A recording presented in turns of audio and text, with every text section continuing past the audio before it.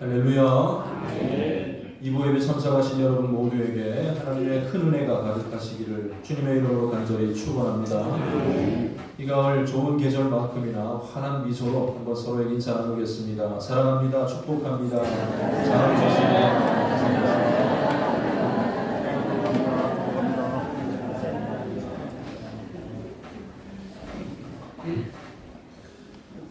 우리가 인생을 살아가면서 부끄러워하지 말아야 될 몇 가지가 있습니다. 먼저는 내 나라, 내 조국에 대한 그런 자부심을 가지고 우리가 살아가야 되지 않겠습니까?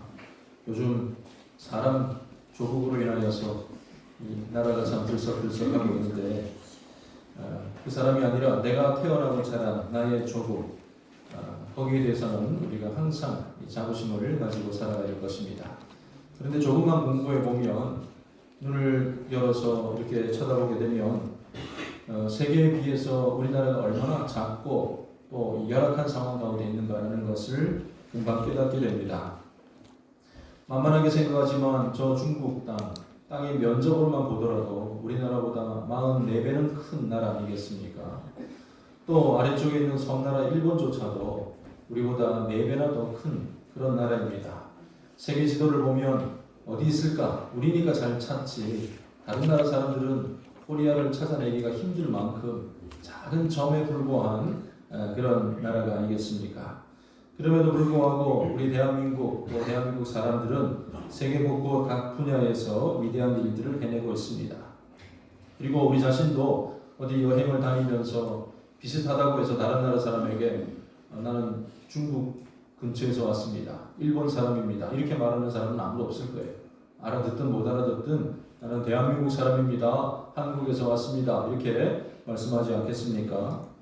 작지만 내가 태어났고 자라왔고 또 자유민주주의를 잘 지켜오고 있는 이 조국에 대한 그런 자부심을 가지고 우리는 함께 살아가야 될 줄로 분명히 믿습니다.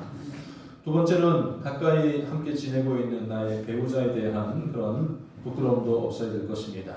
성경은 젊어서 취한 아내를 즐거워하라. 너는 그의 품을 항상 족하게 여기며 그의 사랑을 항상 연모하라라고 잠언서에 기록하고 있습니다. 그것은 젊고 아름다운 아내 그리고 건강한 남편, 멋진 남편만 사랑하라는 것이 아니라 시간이 갈수록 함께 늙어가고 그 고운 모습들을 다 사라져가고 매각하고 또 질병을 얻고 또 여러 가지 어려움을 함께 마주한다 할지라도 서로를 부끄러워하지 않고 사랑하며 살아가라는 그런 뜻으로 볼 수가 있습니다. 나이가 많거나 적거나 서로를 배우자에 대해서 부끄러워하는 순간부터 그 가정에는 마귀가 틈타게 되는 것이고 불행이 시작되고 마는 것입니다. 항상 자랑스럽게 항상 서로를 존중하며 살아갈 때 가정에도 큰 복이 임하게 될 줄로 믿습니다. 세 번째로 우리가 부끄러워하지 말아야 될 대상은 우리의 부모님이십니다. 이미 부모님을 요인 분들도 많이 계시겠지만 한번 추억해 보신다면 어릴 때 부모님을 바라볼 때 아버지는 큰 산과도 같은 분이시고 어머니는 한없이 자애로우신 그런 분이셨던 것을 기억하실 것입니다. 그들은 모든 것을 다 가르쳐 줄 수가 있고 모든 것을 해결해 줄 수가 있고 건강하고 또 아름다우신 분으로 알고 있습니다만 또 그 또한 우리가 점점 나이가 들어가면서 그렇지 않다는 것을 깨닫게 되는 그런 순간이 있습니다. 우리 부모님인데 남들보다 배우지 못한 것도 있으시고 남들처럼 경제적인 뒷받침을 못 해줄 때도 많이 있지 않습니까? 요즘은 빈번하게 불러드리는 일은 없지만 과거처럼 이 초등학교에서도 학부모님들 자주 못 모신대요. 여러 가지 다른 이유들도 있겠지만 아이들끼리 서로 부모를 비교한다는 거죠. 야, 누구네 부모님이냐? 나이 좀 들어 보인다 그러면 야, 너는 할아버지 오셨냐? 할머니 오셨냐? 이렇게 늦둥이 가지고 있는 사람들은 학교도 못 갈 것 같아요. 또 엄마들끼리도 막 서로 비교하는 거예요. 아이들이. 야, 니네 엄마는 왜 이렇게 뚱뚱하냐? 그런 뚱뚱하지도 않은데 그 나이는 정상적인 건데 그러면 또 이 타켓이 된 아이들은 막 얼굴이 붉어지고 집에 와서 짜증을 내죠. 왜 학교를 와가지고 나한테 망신을 주고 이렇게 어려움을 주냐고 투덜대는 그런 모습들을 보기도 합니다.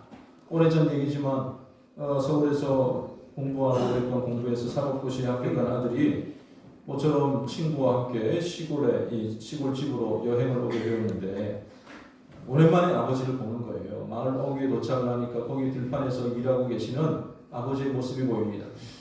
아는 척을 할까 이렇게 봤는데 아버지가 여느 때보다 더 새카맣게 보이고, 서울에 가니까 뽀얀 사람들도 많은데 까맣게 보이고 초라해 보이고 참 왜소해 보이고 여러 가지 친구한테 우리 아버지라고 말하기가 좀 부끄러운 거예요. 멈칫거리고 있으니까 친구가 묻습니다. 저 사람 아는 사람이냐? 그랬더니 아들이 하는 말이 우리 집에서 일하는 모습이라고. 이렇게 분노하시는 분이 계시고 그렇게 대답을 했다는 것 아니겠습니까? 그러나 부모님은 아무리 부족하고 아무리 참 왜소하고 능력이 없고 또 연약하다 할지라도 그 무엇으로도 대신하거나 비교할 수 없는 분이고 결코 부끄러움에서는 안 되는 그런 대상들인 줄로 분명히 믿습니다. 우리가 이 세상을 살아오면서 부끄럽게 여겨서는 안 되는 몇 가지 대상을 이렇게 소개를 했는데, 오늘 사도 바울은, 오늘 말씀은 성도들이라면 가장 중요하게 생각해야 될, 가장 자랑스럽게 생각해야 될 한 가지를 더 우리에게 말씀하고 있습니다. 그것은 바로 우리가 복음을 부끄러워하지 말아야 할 것이라는 그런 말씀입니다. 복음이 무엇입니까? 복음은 인간을 향하신 하나님의 구체적이고도 사랑이 담긴 행동을 말하고 있습니다. 우리의 모든 죄를 구속하여 주시기 위한 예수 그리스도의 십자가의 죽음이 바로 복음입니다. 이 놀라운 사랑은 부끄러운 것도 아니고 또 성도들이 부끄러워해서도 안 되는 하나님의 사랑입니다. 그럼에도 불구하고 이렇게 사도 바울이 부끄러워하지 말라라고 말한 그 배경에는 이 복음을 듣기를 부끄러워하는 그런 세상 사람들이 있고, 또한 복음을 부끄러워하는 성도들도 있을 수 있다는 그런 전제를 가지고 이렇게 권고를 하고 있습니다. 오늘 사도 바울은 그렇게 말을 하면서 자기 자신은 내가 복음을 부끄러워 아니한다라고 분명하게 태도를 밝히고 있습니다. 그러나 실상은 그렇지 못하였죠. 사도들은 이 죽은 영혼을 살릴 수 있는 정확한 치료제가 되는 하나님의 복음을 들고 나가는데, 세상 사람들은 참 만만치가 않습니다. 그들은 자신이 영적으로 병들어 있다는 사실조차도 부정합니다. 아니 당신들이 뭔데 내 상태를 알 수가 있느냐? 무슨 내 영혼을 당신들이 잘 알 수가 있느냐? 부정합니다. 아니 왜 멀쩡하게 잘 살아가는 사람을 죄인으로 자꾸 몰아붙이는 이유가 뭐냐? 왜 또 가만히 있는 사람에게 예수라는 사람을 믿으라고 하는 그런 저희가 무엇이냐? 이렇게 분노하고 받아들이기를 거부하는 것이죠. 전하는 자들을 부끄럽게 만들고 있었다는 것입니다. 사도 바울은 참 많은 곳을 다니며 전도를 하였는데 그의 선교의 여정을 보면 그를 기쁘게 해주었던 아름다운 교회들이 있었고 또 참 신실하고 건강한 성도들도 있었지만은 반면에 그 복음을 경멸하고 수치와 고난을 주었던 훨씬 더 많은 사람들이 바울 주변에 있었다는 것을 우리가 성경을 통해서 찾아볼 수가 있습니다. 어디서 돌팔이 같은 것이 와서 우리를 고치겠다고, 저 배신자 아니냐, 유대교를 믿고 이렇게 전통 유대교를 믿던 사람이 갑자기 변절자가 되더니 예수를 믿으라고 주장하는 것은 또 뭐냐? 죽을 사람들이, 영적으로 죽어있는 사람들이 오히려 큰 소리를 치고 고치러 온 의사가 구걸하며 매를 맞아가며 약을 주고 있는, 치료해 주고 있는 그런 꼴이 되고 말았다는 것입니다. 복음을 부끄럽게 만드는 그런 상황입니다. 고린도전서 1장에 보면 각각의 사람들이 복음을 대하는 태도가 나오는데, 유대인에게는 이 복음이 거리끼는 것이요 이방인에게는 미련한 것이다, 이렇게 표현하고 있습니다. 유대인들의 생각은 한결같았습니다. 아니야, 저 사람은 아니야, 예수라는 사람은 나사렛에는 결코 메시아가 나올 수가 없어 라고 끝내 주장을 하게 됩니다.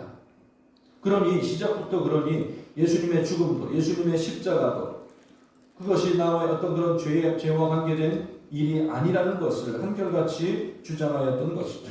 그리고 그들은 지금까지도 메시아는 아직 오지 않았다라고 생각하고 있습니다. 그 생각에서 벗어나지 못하고 있습니다. 그러니 사도들이 외치는, 제자들이 외치는 복음이 그들에게는 껄끄러울 수밖에 없는 거죠. 왜 오지도 않은 사람을, 있지도 않은 사람을 왔다고 얘기합니다. 이방인들의 생각에는 복음을 접할 때 그것은 말도 안 되는 사건이었습니다. 어떻게 한 사람의 죽음으로 모든 사람이 죄 사함을 받고 또 그 한 사람을 믿음으로 구원을 받는다는 말입니다.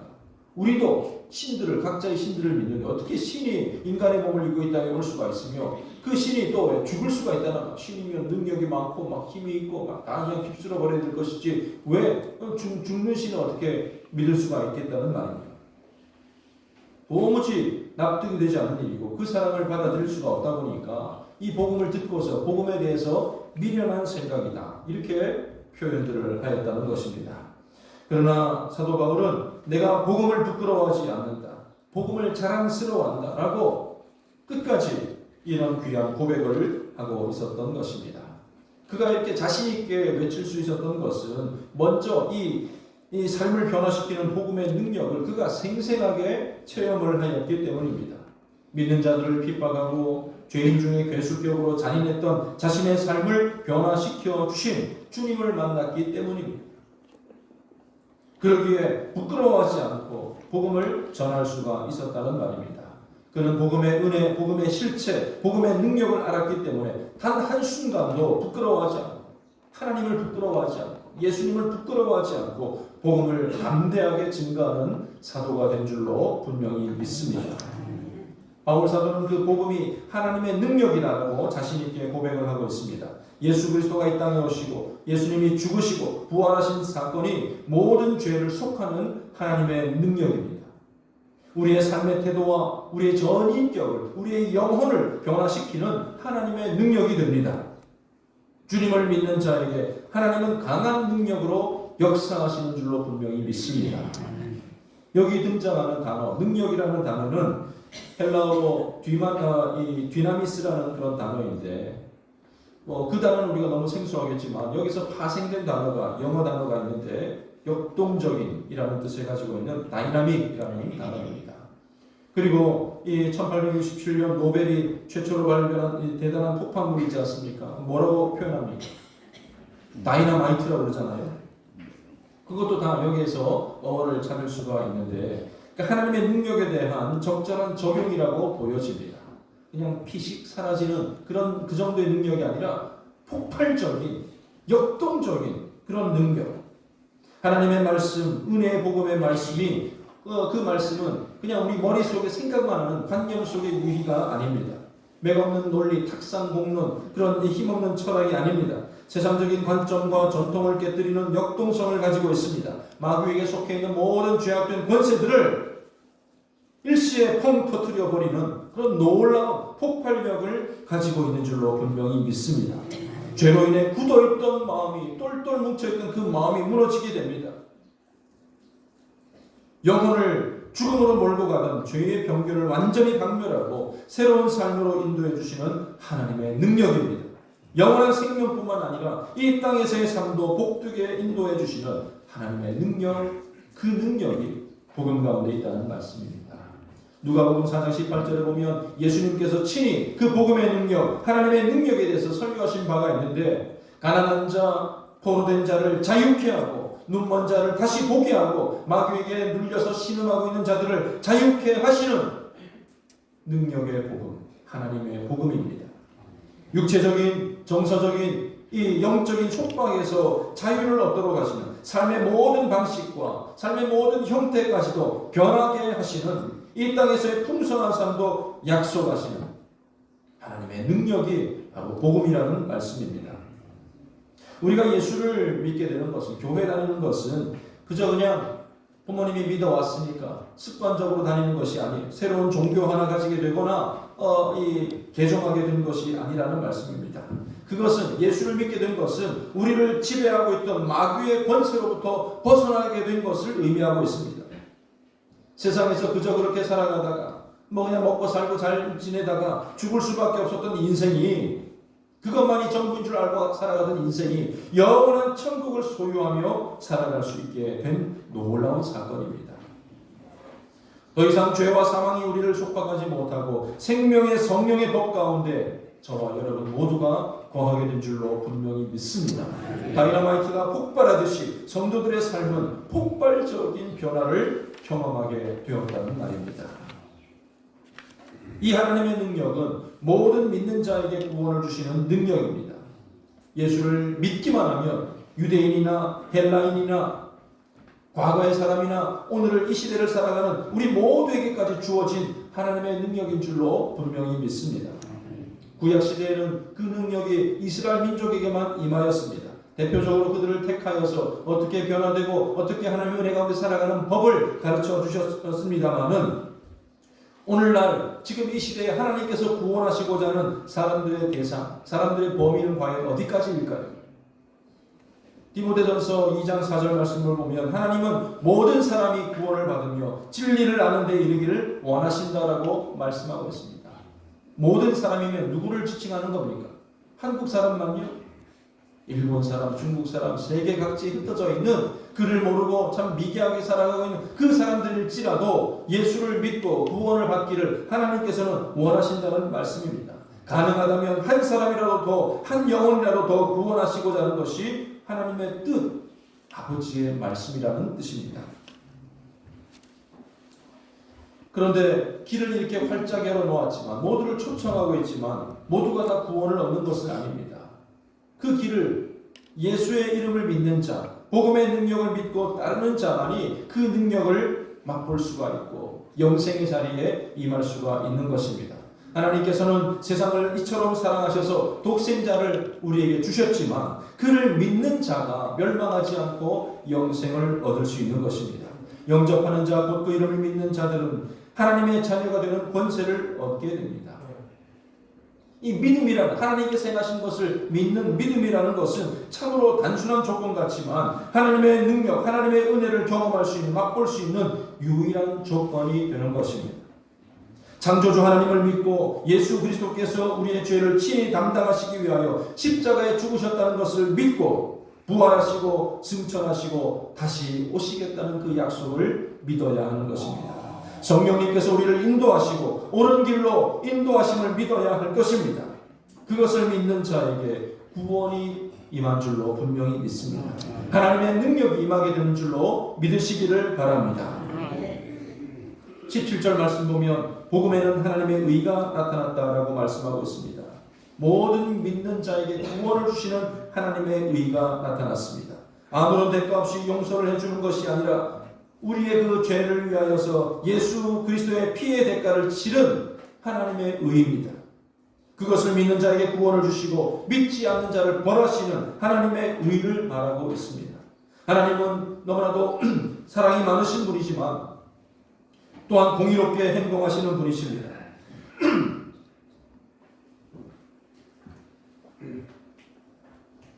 정말로 공정하게 행동하시는 분이시지만 사실 우리를 위하여서는 손해보는 장사를 가졌습니다. 독생자를 주셨잖아요. 우리가 해드린 건 없지만 독생자를 보내어 주시지 않았습니까? 인간의 죄에 대한 대가로 죄인들 모두에게 죽음을 허락하셨어도 우리는 아무런 할 말이 없었을 것이지만 하나님은 그 독생자를 주심으로 우리에게 기회를 주신 것입니다.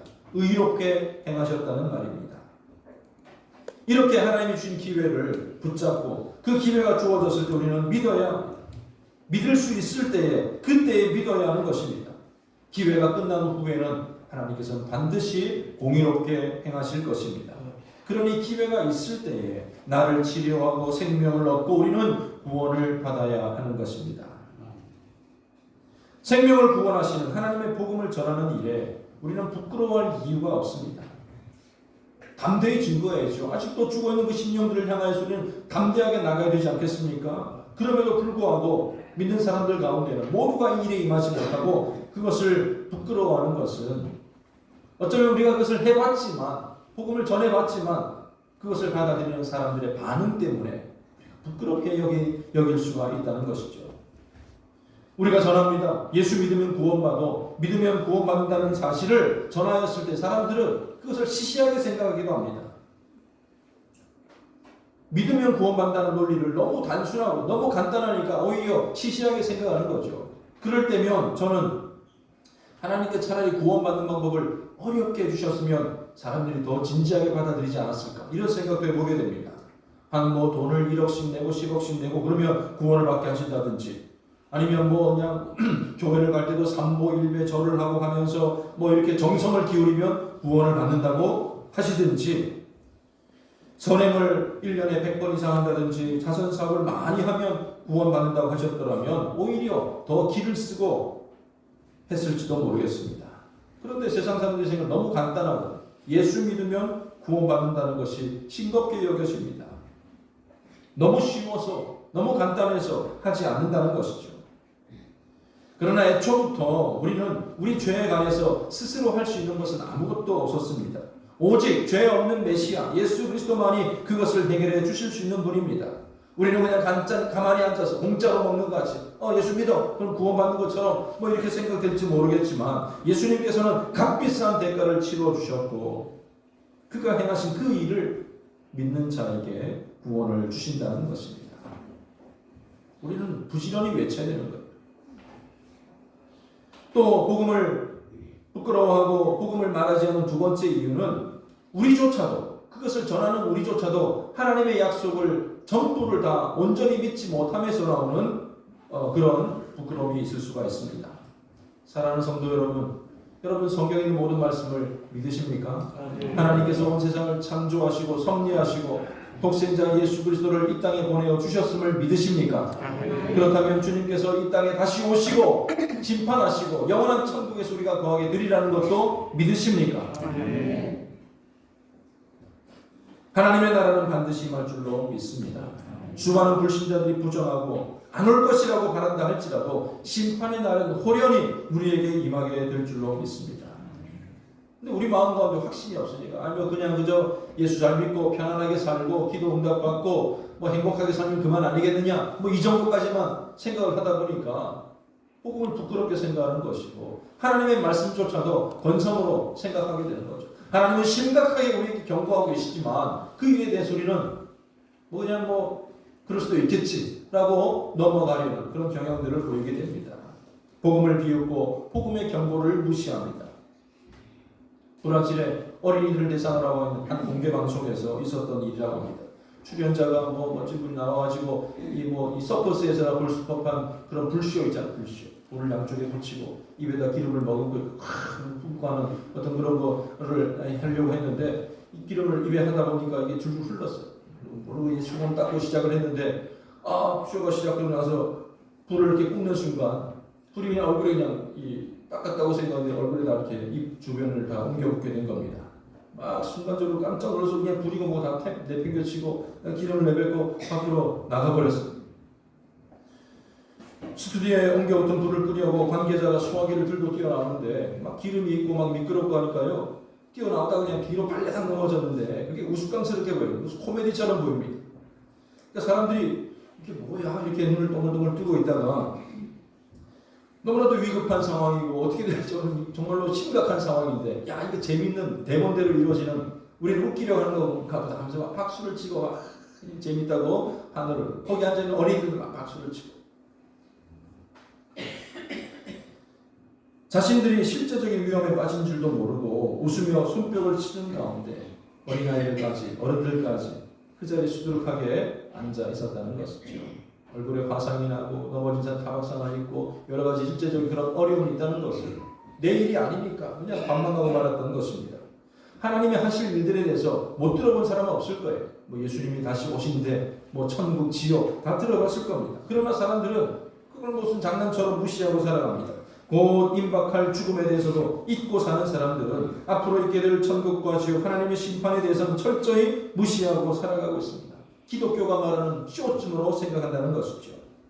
우리가 처지가 어떻게 될 것이다, 어떻게 해야 구원을 받을 것이다 라는 외치는 사람이 아무리 많아도 그것을 들으려고 하지 않고 인정하려 하지 않고 내게 미친 화라고 생각하지 않는다는 것입니다. 말세의 현상을 직접 눈으로 보고 있으면서도 경고의 소리를 듣고 있으면서도 무시하며 살아간다는 말씀입니다. 이런 현상은 비단 오늘날의 현상뿐이 아닙니다. 창세기 이 노아 시대에도 보면 홍수로 땅을 멸하시겠다는 하나님의 계획은 누구에게 주어졌습니까? 노아에게 주어진 하나님의 명령이었지만 그것은 노아의 입을 통해서 만천하에 알려졌어요. 노아의 행동을 통해서 모든 사람에게 알려졌습니다. 무슨 일이야? 뭔 일이 돼? 왜 배를 다 만든다고 그렇게 하나님이 홍수로 이 땅을 멸하신다고 모르는 사람 아무도 없었을 것입니다. 그러나 하나님의 계획을 듣고서도 사람들은 절대로 동요하지 않았습니다. 내게 일어나지 않을 일이라고 생각했던 것이죠. 오히려 노아를 미친 노인이라고 우리 마을을 부끄럽게 만드는 사람이라고 생각하지 않았겠습니까? 소돔성을 불로 멸하시겠다는 하나님의 말씀을 롯이 듣고 가까운 자기 이제 아직 결혼하지 않았지만 사위가 될 사람들을 불러다가 그 하나님의 명령을 전하게 되었을 때에 사위들이 어떻게 반응했습니까? 어이구 그렇습니까? 이렇게 진지하게 대답했던 게 아니에요. 슬슬 웃습니다.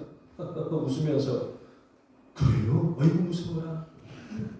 그렇게 대답하면서 자기들은 농담하지 마시라. 이렇게 비웃지 않았습니까? 길길길 웃으면서 비웃으면서 마치 치매 노인 취급을 하게 됩니다. 그러나 하나님의 진노는 곧 임하였고 비웃었던 사위들뿐만 아니라 그 성의 모든 사람들이 불타 죽었던 것을 우리가 보게 되지 않습니까?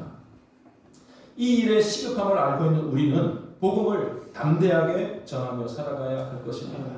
그들이 듣든지 아니 듣든지 그들이 무시하든지 비웃든지 이게 진리이고 이것이 이루어질 일이기 때문에 우리는 분명하게 부끄러움 없이 증거하며 살아가야 한다는 것입니다.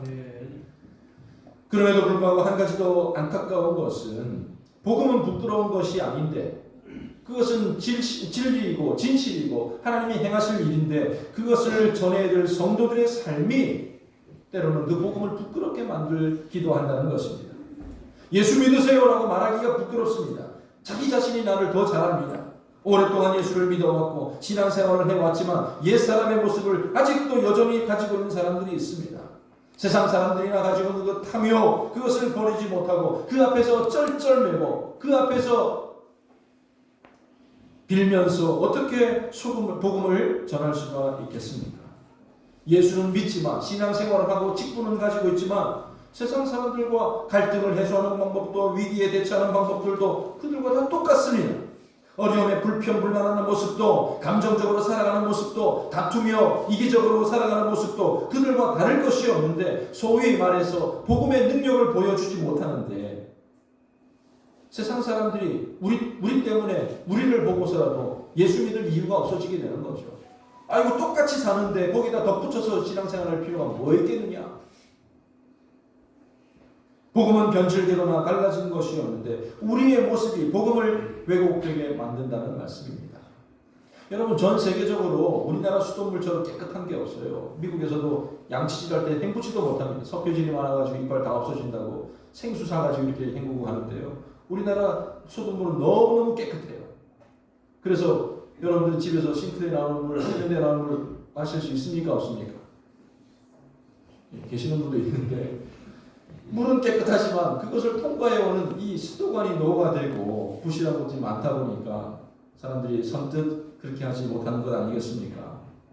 이 복음이라는 우리에게 너무나도 절실하고 귀한 복음이 있는데 그것이 나의 입술을 통해서 나가고 나의 행동을 통해서 나가고 나의 모습들을 통하여서 나가게 될 때에 내가 그 귀한 것을 변질되게 만들지는 않았는지 나의 못난 모습이 복음의 걸림돌이 되어서는 안 될 것입니다. 평소에 잘 준비가 되어져야 됩니다. 평소에는 막 그냥 온 동네 그냥 이 트러블 메이커입니다. 동네 사람들과 안 부딪힌 사람이 없고 안 싸운 사람이 없는데 교회에서 새 생명 축제하니까 초대장 줄 테니까 한번 전도하고 한 사람 이상 권유하십시오. 내가 그래도 꼭 해야지 목사님 말했으니 꼭 해야지 들고 가죠. 그때만 순환양이 돼가지고 교회 한번 나올래요? 그렇게 하면 어떻게 하겠습니까? 뭐라고 대답하시겠어요? 니나 믿어라 안 되지 않겠습니까? 내 삶이 전도지요. 나의 말이 복음의 통로가 된다는 사실을 잊지 마시기를 바랍니다. 복음의 은혜를 입었으니 그 복음에 누를 끼치지 않도록 우리 삶에 정말로 주의를 기울이고 정말로 신중하게 살아가는 그런 삶의 태도가 있어야 하는 줄로 분명히 믿습니다. 우리는 지금 은혜의 때를 살아가고 있습니다. 바꿔 말하면 예수 믿고 구원받을 기회가 아직 우리에게 주어져 있다는 것 아니겠습니까? 그러나 하나님께서 이 세상을 언제까지 참으시겠습니까? 믿는 사람들 가운데에도 주의 재림을 하나님의 심판을 자꾸 이렇게 멀리 있는 일을 생각하는 사람 많아요. 아이고 하나님 심판하시더라도 주님 다시 오시더라도 젊은 시절 좀 잘 보내고 장가는 가고 주님 오셨으면 좋겠다. 내가 뭐 70, 80 되고 그때 오셨으면 좋겠다. 이 농담 삼아 우리가 그런 말을 해서도 안 될 것입니다. 주님 오실 날이 언제인지 알 수 없지만 반드시 오십니다. 그것도 호련히 임하실 것입니다. 천지와 지축을 울리는 나팔 소리와 함께 오시되 그 오는 시간을 짐작할 수 없도록 도둑같이 임하신다고 말씀하셨습니다. 더 이상 그 누구도 돌이킬 수 없는 심판의 날이 반드시 임하게 될 것입니다. 그때 모든 사람에게는 두 가지 일만 있게 될 것입니다. 두 팔 벌려 주님을 맞이하며 하나님의 위로를 받게 될 사람들이 있을 것입니다. 또 한 무리들은 바깥 어두운 데 쫓겨나서 이를 갈며 슬피 울게 될 사람으로 나뉘게 될 것입니다. 조롱하거나 무시하거나 그까짓 것 구원, 그까짓 것 심판이라고 말하던 사람들은 다 이렇게 되고 말 것입니다. 사랑하는 성도 여러분, 주님 이 땅에 오셔서 십자가에 달리셨던 것처럼 이미 그 일을 행하셨던 것처럼 반드시 다시 오실 줄로 믿으시기를 바랍니다. 귀한 믿음으로 준비하여 하나님의 능력을 경험하는 삶이 되시기를 바랍니다. 또한 이 귀한 복음을 알게 되었고 복음의 능력을 우리가 잊게 되었으니 부끄러움 없이 세상 가운데 증거하며 살아가시기를 바랍니다. 하나님의 크신 능력, 복음을 마음속에 담고 오직 믿음으로 말미암아 살아가는 의인들 되시기를 주님의 이름으로 간절히 부탁드리고 축원합니다. 기도하겠습니다. 하나님 아버지, 은혜를 감사드립니다. 아버지 하나님, 복음을 듣게 하여 주시고 이 나라를 변화시켜 주시고 우리 가정을 변화시켜 주시고 나 자신의 삶을 변화시켜 주신 하나님의 능력을, 하나님의 그 은혜를 힘입게 하여 주심을 감사드립니다. 아버지 하나님, 이 복음을 아버지 부끄러워하지 않고 증거하며 선포하며 살아가는 우리 모두가 다 되게 하여 주시옵소서. 복음을 듣지 않고서는 영원한 형벌 가운데 빠질 수밖에 없는 그 영혼들을 불쌍히 여길 수 있는 마음들 우리에게 허락하여 주시옵소서. 행여나 우리가 복음을 가로막는 걸림돌이 되지 않도록 주님 도와주시고 우리의 모든 말과 행실에 있어서 주의 제자다운 자녀다운 귀한 삶으로 살아가게 하여 주시고 때를 얻든지 못 얻든지 이 귀한 복음을 선포하며 살아가는 우리 모두가 다 되게 하여 주시옵소서. 감사드리며 예수님의 이름으로 기도드립니다. 아멘.